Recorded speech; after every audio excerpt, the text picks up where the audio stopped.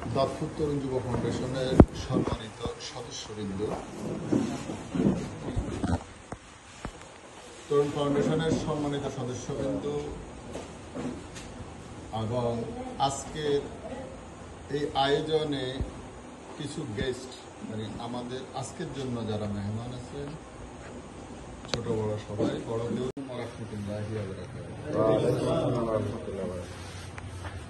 সময় অনেক হয়েছে, রাত প্রায় 10:30 বাজে। আমরা আসলে বলতে গেলে অনেক কথা 2-4 ঘন্টা বললেও শেষ হবে না, কিন্তু গোছানো কথা বলতে গেলে সময়ের সংকুলন সময় কাভার হবে না। যার কারণে আমি একটু বিক্ষিপ্তভাবে বলবো, তবে সকল বিষয়গুলো নিয়ে আলোচনা করার চেষ্টা করবো ইনশাআল্লাহ। আমি সবাইকে আমার ব্যক্তিগত অন্তর থেকে, আমার আত্মা থেকে আমি তাদেরকে আন্তরিক অভিনন্দন এবং সাধুবাদ জানাচ্ছি, যারা এই দাতপুর তরুণ যুব ফাউন্ডেশনের সাথে দীর্ঘ সময় ওতপ্রোতভাবে জড়িত আছেন। আমি আসলে অত্যন্ত আনন্দিত এবং কি বলবো, এটা ভাষায় প্রকাশ করার মতো নয় যে আসলে আমাদের দাতপুরে এত যুবক, এত ইয়াং জেনারেশন এত আন্তরিকতার সহিত মানবতার কাজ করতে রাজি বা কাজ করে। একটু যত্ন পেলে অথবা একটু সহযোগিতা পেলে তারা যে সব করতে পারে, এটা এই ফাউন্ডেশন পরিচালনা করলে আসলে বোঝা যেত। একটু পিছনে যাই। 2020 সালে করোনা সারা বিশ্বে মহামারী আকার ধারণ করছিল, এটা মনে হয় আপনাদের সবাই জানা আছে। যখন লকডাউন চলতো, ঘর থেকে মানুষ বের হতে পারত না, ব্যবসা বাণিজ্য করতে পারত না, তখন আমাদের মাথায় সর্বপ্রথম এই বিষয়টা আসে। আমরা ছোট পরিসরে সাইফুল, রাজু, আমার বন্ধু জোবায়ের, তারপরে আমার আরেক সাইফুল, আমরা রাসেল মিয়াজি, আমরা সহ বিষয়টাকে তখন আমাদের ব্যক্তিগত পকেট থেকে যে যা পারছি তার একটা অনুদান দিয়ে আমরা মানুষের ঘরে কিছু খাদ্য পৌঁছে দিয়েছি। সেই থেকে শুরু, 2020 সাল থেকে শুরু, এখন 2025 সাল, অলরেডি আমরা 5 বছর অতিবাহিত করেছি। এই ফাউন্ডেশনের তখন কোনো প্রাতিষ্ঠানিক রূপ ছিল না, কোনো নাম ছিল না, তখন আমরা কাজ করেছি কয়েকজন। পরবর্তী বছরে আমরা ভাবলাম যে এভাবে বিক্ষিপ্ত বা এলোমেলো অবস্থায় কাজ না করে আমরা যদি একটা ব্যানারে বা একটা সুসংগঠিতভাবে কাজ করতে পারি, তাহলে আমাদের কাজটা আরো সুন্দর হবে এবং আরো ফলপ্রসূ হবে।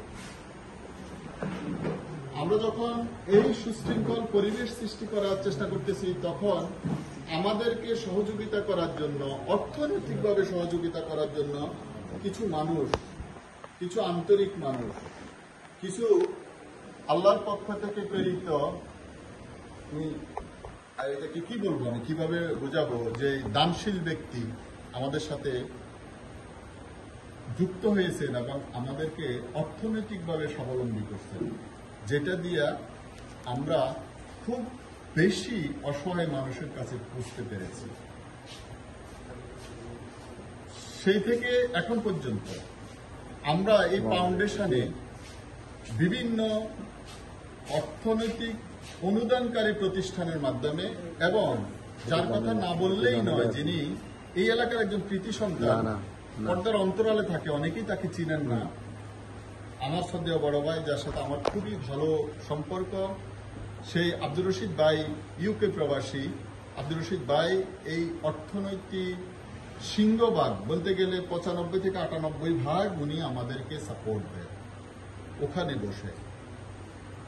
আসলে উনি যদি সাপোর্ট না দিতেন, আমরা হয়তো ফাউন্ডেশন চালাইতে পারতাম, কিন্তু এত ব্যাপক অর্থনৈতিক ব্যবস্থা করতে পারতাম না। তো আমরা আল্লাহ সুবহানাহু ওয়া তাআলার কাছে দোয়া করব, আল্লাহ যেন ভাইকে, তার পরিবার পরিজন, ছেলে মেয়ে সহ যেন জীবনটাকে সুন্দর এবং সুখী করেন এবং নেক হায়াত দান করেন। একটা ফাউন্ডেশন আসলে চারটিখানি বিষয় না, বললেই আসলে হয়ে যায় না। আমাদের এখানে যারা আছে আমরা সবাই জানি এটা একটা অলাভজনক, মানে এইটাতে কোনো লাভ নাই, একটা স্বেচ্ছাসেবী প্রতিষ্ঠান। আমরা স্বেচ্ছায় শ্রম দিই। দেখেন, আজকের এখানে এখন রাত্রে 11টা বাজে, আমাদের মতো এরকম আরো শত মানুষ এই এলাকাতে আছে যারা চাকরি বা ব্যবসা করে যায়, ফ্যামিলির সাথে ঘুমাচ্ছে না। আমরা কিন্তু এখানে সময় দিচ্ছি, এখানে সময় দিয়ে আমরা কি যাওয়ার সময় 2 টাকা পকেটে করে নিয়ে যেতে পারবো? তাহলে কেন দিচ্ছি? কারণ আমি একজন মানুষ, আমার সর্বপ্রথম কাজ হলো মানবতা, মানবিক সহযোগিতা, সাহায্য করা যেভাবেই পারি। আমাদের নুর হোসেন একটা কথা বলছিল সদস্য, যে আসলে সবাই সব কাজ করতে পারে না, এক একজনকে দিয়ে এক এক রকমের কাজ হয়। কেউ টাকা দিবে, কেউ শ্রম দিবে, কেউ মেধা দিবে, এক একজন এক এক রকমের কাজ দিয়ে আসলে একটা প্রতিষ্ঠান পরিচালনা করতে হয়। তো দাঁতপুরের ইয়াং জেনারেশনদেরকে আমি আসলে এই ধন্যবাদ দিয়ে ছোট করব না, ওরা আমার ছোট ভাই, আমার এলাকার মানুষ। তোমরা নিজেকে তৈরি করো, শুধু বেঁচে থাকলেই হবে না, তোমাকে মানুষ চিনতে হবে। তোমাকে তোমার পরিবার চিনে, তুমি একজন ভালো মানুষ হইতে পারবে না। তোমাকে তোমার বাড়ি চিনে, তুমি একজন ভালো মানুষ হইতে পারবে না। যখন তোমাকে তোমার এলাকা চিনবে, তখন তুমি একজন ভালো মানুষ হতে পারবে। মানবিক কাজ করতে, সেবামূলক কাজ করতে কখনো পিছনে তাকাবে না, সমালোচনার দিকে তাকাবে না। কারণ তুমি সামাজিক কাজ করলে তোমার পিছনে সমালোচনা হবে। এটার একটা কারণ হলো তুমি ভালো কাজ করতেছো, ভালো কাজের বাধা শয়তান দেয়। কে দেয়? তো শয়তান হয়তো তোমাকে সরাসরি এসে বাধা দিতে পারতেছে না, মানে বাধা দিলে তুমি শুনবে না, সে জানে। যার কারণে সে একটা লোক লাগাই দেয় অথবা একটা বিষয়কে সে জড়িত করে যায়, যেটা তার সমাজ পিছনে সমালোচনা করে তোমাকে ফিরে আনতে পারে। তুমি দেখো, আজান দিলে নামাজ পড়তে যাইলে বাজারে থাকে 500 মানুষ, নামাজ পড়তে যায় 50 জন। কেন? আমরা বলি আমরা সবাই মুসলিম না, আজান দিলে তো আমরা সবাই নামাজ পড়তে যাওয়ার কথা, তাই না? তাহলে এখানে আসলে অনেকের ইচ্ছা থাকা সত্ত্বেও শয়তান তাকে ব্যস্ত করে রাখে বিভিন্ন কাজে। তো সেজন্য ভালো কাজে সমালোচনা না করে প্রতিযোগিতা করা উচিত আমি মনে করি। একজন মানুষ শুধুমাত্র বেঁচে থেকে সেই ইনকাম করে, ব্যবসা করে, তার পরিবার পরিজন এবং ছেলে সন্তান নিয়ে বেঁচে থাকলে সে কখনো মানুষ হতে পারে না, সেটাকে মানুষ হিসাবে গণ্য করা যাবে না। কারণ সে সম্পূর্ণ আত্মকেন্দ্রিক, মানে শুধু সে নিজের। কিন্তু একজন মানুষ যারা মোটামুটি ধর্ম চর্চা করো বা ধর্ম করো, আমার সর্বপ্রথমে কথাটা বললাম না, একটু বিক্ষিপ্ত কথা বলবো, গোছানো কথা বলবো না। ফাউন্ডেশনের সকল সদস্যের প্রতি আমার অনুরোধ থাকবে, তোমরা নামাজ পড়বা এবং কিছু ধর্মীয় জ্ঞান রাখবা নিজেদের দিকে। আল্লাহ রাসূল বলছে যে তোমার ঘরে যখন মাংস পাক হয় তখন 1 কাপ পানি বেশি দাও।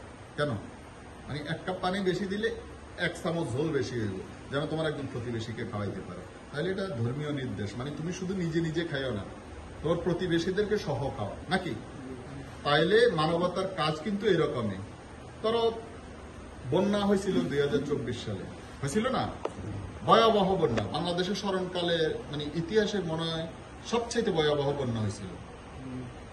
আমাদের আল্লাহ তৌফিক দিচ্ছে, আমি হয়তো একটু ভালো জায়গায় ছিলাম, আমার ঘরে কিছু খাবার ছিল, কিন্তু শত শত মানুষের পরিবারে খাবার ছিল না, তাই না? আমরা যারা বন্যার সময় ত্রাণ সামগ্রী পৌঁছাই দিছি, আমরা বলতে পারবো যে কত মানুষ কত অসহায় ছিল।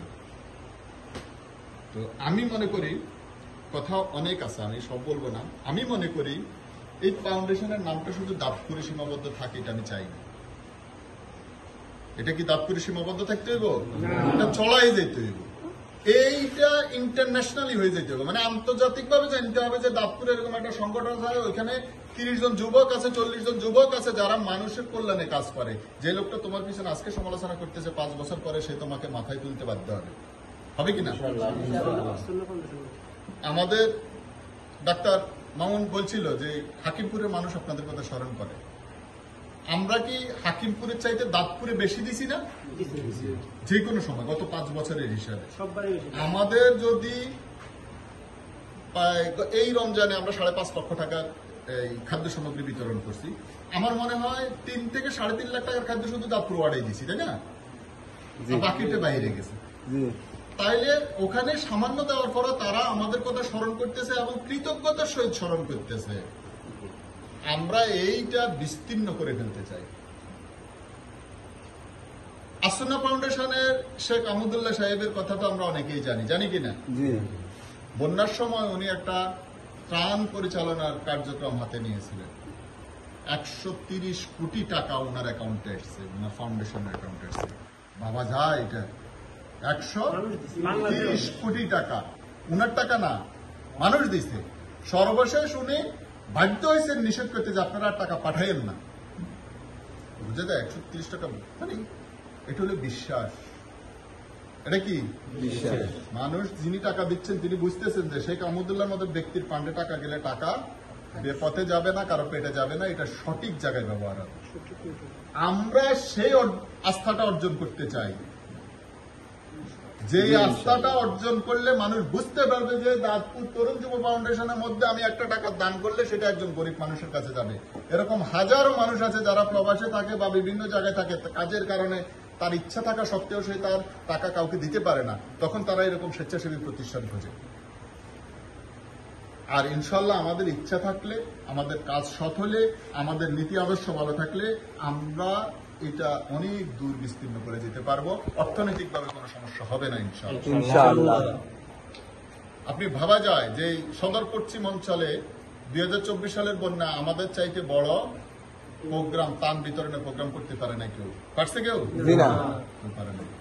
কেন? অনেক বড় বড় প্রতিষ্ঠান আছে না, অনেক বড় বড় ব্যক্তি আছে না, হাজার কোটি টাকার মালিক ব্যক্তিরা ছিল না।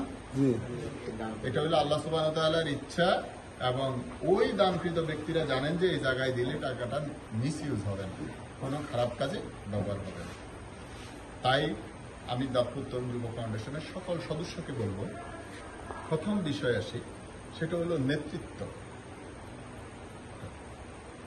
একটা যে কোনো দল, সংগঠন অথবা কোনো গ্রুপিয়াল কাজে যদি সঠিক নেতৃত্ব মানা না হয় সেটা বেশি দূর এগাইতে পারে না, সেটা বেশি দূর যেতে পারে।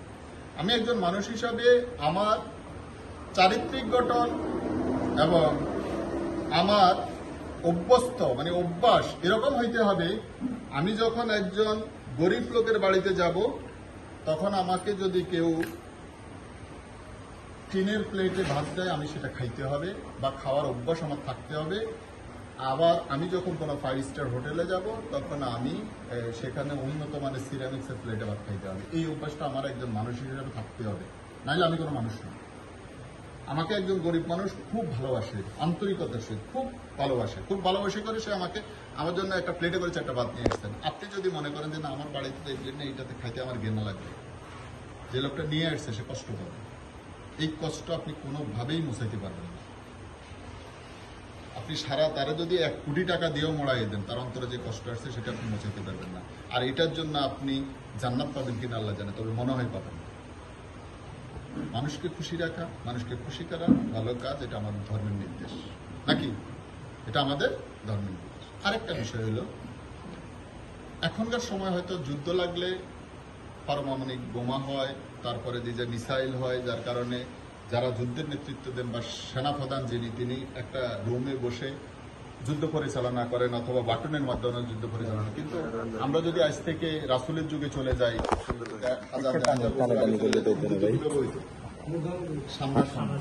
তরবারি, তখন কিন্তু সেনাপ্রধান যুদ্ধ করতেন সবার আগে থেকে। কোথায় আগে যুদ্ধ করতেন? এবং সেটা পৃথিবী একটা সময় সেই জায়গায় আসবে, তাই না? বিস্তর আলোচনা সেখানে যাবো না। সেনাপ্রধান সামনে থাকে যুদ্ধ করতেন, কারণ সেনাপ্রধান না থাকলে সৈন্যরা তো নির্দেশনা পাবে না, পাবে। কিন্তু যুদ্ধে কোনো কারণে সেনাপ্রধান মারা গেলেন, তখন কি হইতো?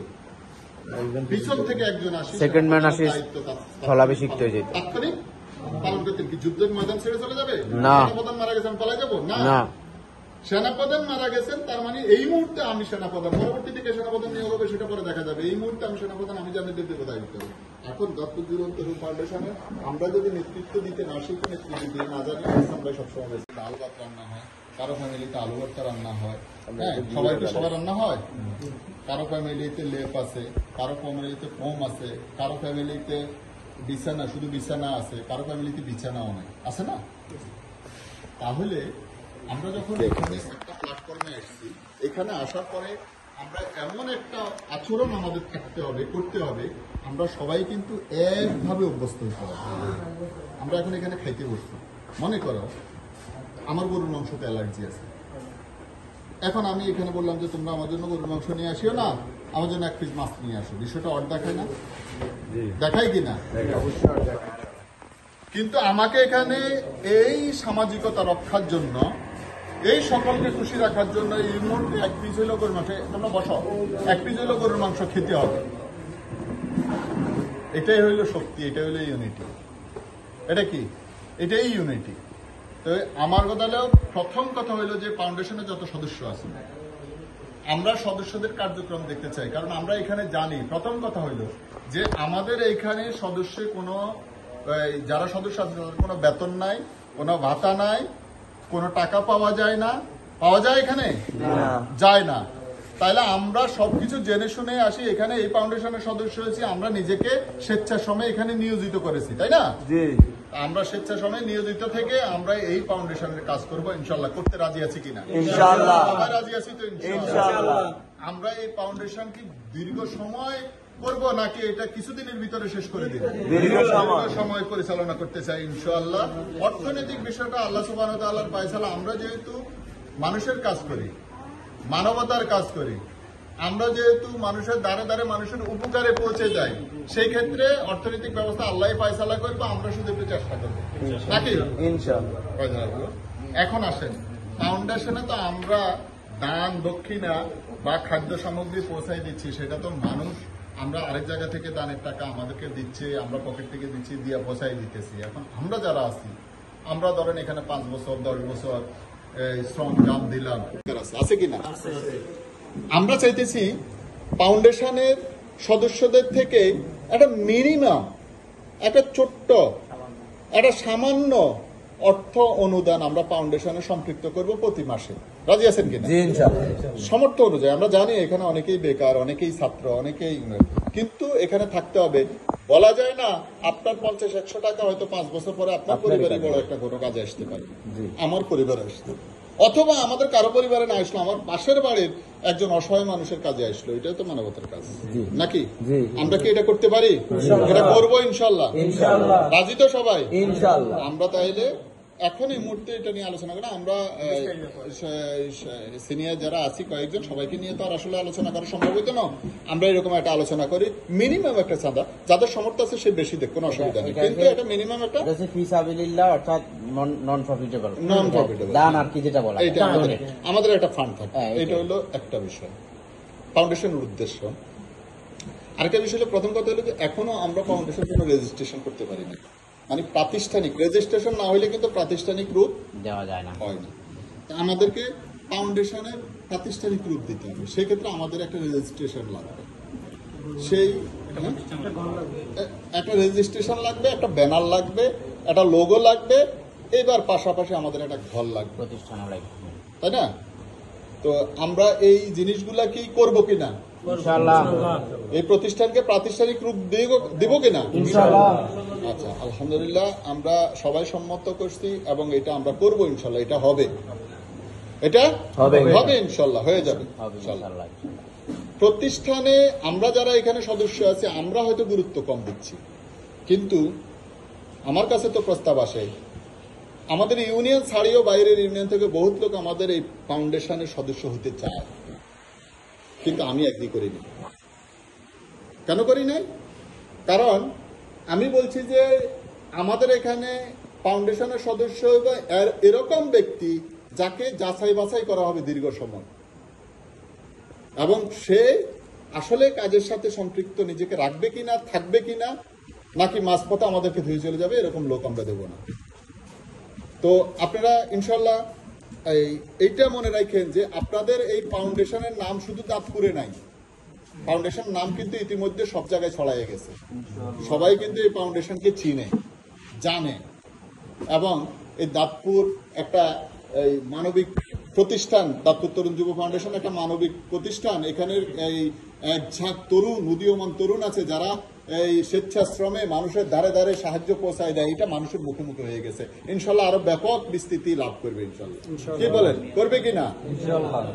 তাহলে আমরা এখানে কয়টা বিষয় সিদ্ধান্ত নিয়েছি। প্রথমত হইলো আমরা এটার একটা প্রাতিষ্ঠানিক রূপ দেব, কেমন? আমরা আমাদের ফাউন্ডেশনের একটা অর্থনৈতিক ফান্ড তৈরি করবো, কেমন? এবং সদস্য আমরা বাড়াবো, তবে সেটা যাচাই বাছাইয়ের ক্ষেত্রে। আমি আপনাদের কাছে এর বলি, এতদিন গোপন রাখছি, আসলে বিষয়টা খারাপ লাগে সেই জন্য বলি না। গতবার এই বন্যার পরবর্তী সময় আমাদের একজন প্রবাসী ভাই আমাদের এখানে সামান্য অনুদান দিছে, দেওয়ানোর পরে বললো যে ভাই আমার মন কাঁদে, আমি দেশে গেলে এবার আপনাদেরকে একবেলা খাও, একবেলা খাবো না। শুনেন, আলহামদুলিল্লাহ বলিয়েন না, আলহামদুলিল্লাহ শেষ। তো ওখানে উনি দেশে আসার পরে না, উনি দেশে আসার পরে উনি বলছে ভাই আসলে ইচ্ছা তো আছে, কিন্তু এত লোকের তো করতে পারবো না, আপনি ভাই আপনার ওইখান থেকে 2-3 জন লোক আসেন। তো আমি চিন্তা করলাম আপনাদের মাঝে বিষয়টা শুনেলে খারাপ দেখা যায়, আবার ওই লোকটার ওখানে অ্যাটেন্ড না করলেও খারাপ দেখা যায়। আমরা আপনাদেরকে না শুনে গেছি, এটার জন্য আন্তরিকভাবে দুঃখিত। তবে জিনিসটা আসলে বলা হয় নাই, কিন্তু বিষয়টা হইলো ওই লোকটার আন্তরিকতার কথাটা চিন্তা করেন যে আমাদের কাজ দেখি যে একজন লোকের মনের ভিতরে এরকম একটা বিষয় উদয় হয়েছে যে এই লোকগুলারে আমি একবেলা খাওয়াবো। কথাটা বুঝছেন? এরকম যে আরো 1000টা লোকের মনের ভিতরে না, এটা কি বলতে পারবেন? আছে। ফ্যামিলি গরিব মানে যাই, পরিবারে যাই, একটু আপনার পিছনে বহুত লোক সমালোচনা করে, কোনো অসুবিধা নাই। আপনি একটু পর্দার অন্তরালে যাই, চুপিসারে একজন গরিব মহিলারা যে জিজ্ঞাসা করি, দেখবেন যে আপনার জন্য দোয়া করে কিনা, অবশ্যই করে। এবং সেটাই আল্লাহর দরবারে তাড়াতাড়ি খুঁজবে ইনশাআল্লাহ। কেমন? আমরা পরপারের মুক্তির জন্য আর আল্লাহর সন্তুষ্টির জন্য কাজ করি, দুনিয়ার কারো বাহবার জন্য করি না। কেমন? আর একটা জিনিস হলো যে আসলে একটা ফাউন্ডেশনে অনেকগুলো কাজ আছে, অনেক কিছু করা যায়। একটা কথা বললাম না, শুধু মানবতার সেবা করলে হবে না, নিজেরও তো কিছু জিনিস লাগবে। প্রথম কথা হলো আমি যে ভালো কাজ করতেছি, ভালো কাজের জন্য আল্লাহর কাছে উত্তম বিনিময় প্রত্যাশী, এবং আল্লাহ সুবহানাহু ওয়া তাআলা আমাকে উত্তম বিনিময় দান করবেন। কেমন? এইবার এই উত্তম বিনিময়ের পাশাপাশি আমার একটা অর্থনৈতিক ফান্ড থাকলে আমি সেইটা দিয়ে আমার পরিবার অথবা আমার পাশের পরিবার অথবা আমার এলাকার আরেকটা লোকের একটা গুরুতর অবস্থা আমরা তাকে সহযোগিতা করতে পারি। এইটা ছাড়াও আরো কিছু সহযোগী জিনিস আছে, যার অর্থ নাই, মন আছে, তার জন্য কিন্তু মানব সেবা করার সুযোগ আছে কিনা? আমার কিন্তু মানব সেবা করার যথেষ্ট সুযোগ, কিন্তু আমার কাছে টাকা নাই। তো এখন অনেকে বলবে যে ওদের কাছে তো ফান্ড আছে, টাকা দেয়, সেই জন্য এরা মানুষের কাছে খাদ্য দেয়। আমার কাছে তো টাকা না, আল্লাহ আমার টাকা দিলে আমিও দিতাম না। আমার জন্য আরো কাজ আছে। এই যে ব্লাড ফাউন্ডেশন, এই বর্তমান সময়ে আপনি খুঁজে দেখেন, হসপিটালে গেলে বোঝা যায় যে মানুষ কত অসহায়। বর্তমান সময়ে এটা কিন্তু একটা খুবই গুরুত্বপূর্ণ জিনিস যে মানুষের নানাবিধ সার্জারি এবং বিভিন্ন কারণে ব্লাডের প্রয়োজন হয়। আমরা কি একটা ব্লাড ফাউন্ডেশন করতে পারি কিনা? সবাই রাজি আছি কিনা? একজন সুস্থ সুন্দর মানুষ প্রতি 3 মাস 90 দিন বা 60 দিনের মাথায় রক্ত দিতে পারে, কোনো অসুবিধা নাই, যদি তার শরীরের ইমিউনিটি শক্তি ভালো থাকে। কেমন? আমরা একটা ব্লাড ফাউন্ডেশন, এটা আমাদের নুরুশের প্রস্তাব ছিল, আমরা এটা করবো ইনশাল্লাহ। একটু নোট করেন কি করব। তো ব্লাড ফাউন্ডেশন করবো। ব্লাড ফাউন্ডেশন করতে হলে আমাদেরকে যেটা করতে হবে, আমাদের প্রত্যেকের ব্লাড গ্রুপ কিরকম আপনারা অনেকের জানা আছে, অনেকের জানা নাই, টেস্ট করাই নেবেন। ব্লাড টেস্ট করাইতে 120 টাকা মেবি লাগে, 100 টাকা বা অনেক সময় দেখা গেছে কিছু স্বেচ্ছাসেবী প্রতিষ্ঠান বিনামূল্যে করাই দিয়েছে। সবার ব্লাড গ্রুপে দিয়ে দিবেন এবং আমাদেরকে নোট দিয়ে দিবেন। তাইলে আমরা একটা ব্লাড গ্রুপ করলে দেখা গেছে যে আমরা যেই কারো প্রয়োজনে আমরা ব্লাড দিতে পারি। আমরা দেবো তো ইনশাল্লাহ ব্লাড। এখানে আমাদের এখানের মধ্যে কতজন আছেন যে আগে ব্লাড দিচ্ছেন? আমি নিজেও দিচ্ছি, হাত তুলি। তাহলে খুব অল্প লোক আছে যারা ব্লাড দেয় না, তবে ব্লাড দিলে কোনো সমস্যা হয় না। আমি আপনাদেরকে একটা কথা বলি যাই, আমাদের এখানে ফ্যামিলিগত ভাবে অনেকে আছে, দেখবেন যে ছেলে ব্লাড দিতে গেলে বাবা মা ঘুরি হলে বাবুরে রক্ত দিয়ে লাগবে, কিচ্ছু হয় না। আপনার রক্ত যদি না দেন, পুরনো রক্ত ঘামের সাথে কণিকা হয়ে বের হয়ে যায়। আমি 10 বার দিছি।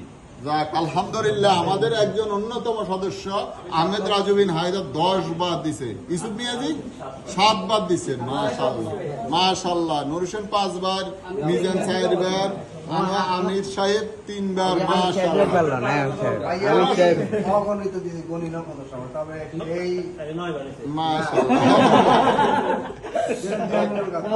মানে আচ্ছা, রাসেল মিয়াজি অনেকবার দিছে অগণিত, আসলে হিসাব রাখে নাই, তবে ঠিক আছে। তাহলে আমরা একটা ব্লাড গ্রুপ করবো। কেমন? এটা আমাদের প্রয়োজন, আমার ফ্যামিলি বি প্লাস। তো এটা আমরা ব্লাড গ্রুপ দিয়ে দিব তো ইনশাল্লাহ। রাত্র বেশি হইতেছে আমরা দিয়ে দেব, রাত্রে বেশি হইতেছে আমরা ব্লাড গ্রুপ দিয়ে দিব, কেমন ইনশাআল্লাহ। আমার প্রত্যেকে তার ব্লাড গ্রুপ দিয়ে। এই ব্লাড গ্রুপ জন্য আমরা কি আলাদা পরিচালনা করব নাকি আমাদের আচ্ছা একটা ব্লাড গ্রুপ এই নাম দিয়েই করবেন? হ্যাঁ, তারপর তরুণ যুব ব্লাড ফাউন্ডেশন একটা সার্টিফিকেট না, আমরা ওই ব্লাড ফাউন্ডেশনে আরো অনেক লোক অ্যাড করুন, ঠিক আছে? তাহলে সুবিধা হবে। হ্যাঁ, এটা গ্রুপ করবেন, ওখানে আমরা ব্লাড ফাউন্ডেশন করব ইনশাল্লাহ। তাইলে আমরা কি করব, পান সংগ্রহ করব ইনশাল্লাহ, ব্লাড সংগ্রহ করব, ব্লাড ফাউন্ডেশন করব। তারপরে যে কমিটির বিষয়টা আসি, আসলে আমি একটা কমিটি নিজে নিজে করছি আর কি, কারোর ছাড়া। এখানে আমি সিনিয়র যারা আছে, জুনিয়র অনেকেই আছে, নেতৃত্ব সবাই দিবে জানি, যারা 2020 সাল থেকে শুরু করছি। আমরা আসলে কমিটিটা এই কেন্দ্রিক রাখছি এই কারণে, আমরা একটু আপনাদেরকে গোছাই আর কি, পরবর্তী সময়ে যেন, এখন যদি আমি হাসান নাও থাকি, আগামী রমজান মাসে যদি ইনশাআল্লাহ 5 লাখ টাকা অনুদান আসে, আপনারা দিতে পারবেন না? সিস্টেম তো বুঝে গেছেন আপনারা, সিস্টেম বুঝছেন না? সিস্টেম বুঝে গেছেন, তাহলে আমি না থাকলেও দিতে পারবেন তো। এবং প্রত্যেকবার আমরা তো প্রতি বছর রমজানে এটা কন্টিনিউ প্রসেস রাখছি 2020 সাল থেকে। 2020 সাল থেকে কিন্তু এটা একেবারে প্রতি রমজানে কিন্তু আমরা এটা দিছি, এক রমজানও মিস হয় না। এই বছর কিন্তু 5.5 লাখ টাকা দিছি। কত? 5.5 লাখ টাকা দিছি। আরেকটা জিনিস হলো, আমরা যখন মানবিক কাজ করব, আপনি দেখবেন যে আপনি দান অনুদান যখন দিতে যাবেন, তখন সাহায্য নেওয়ার লোকের কিন্তু অভাব হয় না। কিন্তু আপনাকে চোখ বদ্ধ করে দেখতে হবে যে আমার বাড়ির পাশের লোকের চাইতে যদি একটু দূরের একটা অসহায় লোক থাকে, আমি তাকে দেবো। আমাদের সবসময় একটা মানসিকতা কাজ করে যে না, আমার বাড়ির লোক, বাড়ির পাশের লোক, এরকম না। আপনি খেয়াল করেন, দাঁতপুরে আমার মনে হয় সচ্ছল বা বড় লোক ছাড়া এমন কোনো পরিবার বাদ নাই যে পরিবারে গত 5 বছর আমরা একবারও পৌঁছাইনি। কি মনে হয় এরকম? কয়েকবার গেছে, কিন্তু এরপরে দেখবেন অনেক লোকে আসি বলবো যে পাই নাই, এটা বলতে পারে, কোনো অসুবিধা নেই, এটা মাইন্ড করার কিছু নেই। কেমন? একজন অসহায় মানুষ যদি তার খাদ্য অভাব থাকে, আমরা পারলে তাকে সহযোগিতা করবো, না পারলে তাকে সান্ত্বনা দেব, তার সাথে আমাদের কোনো বড় দেব।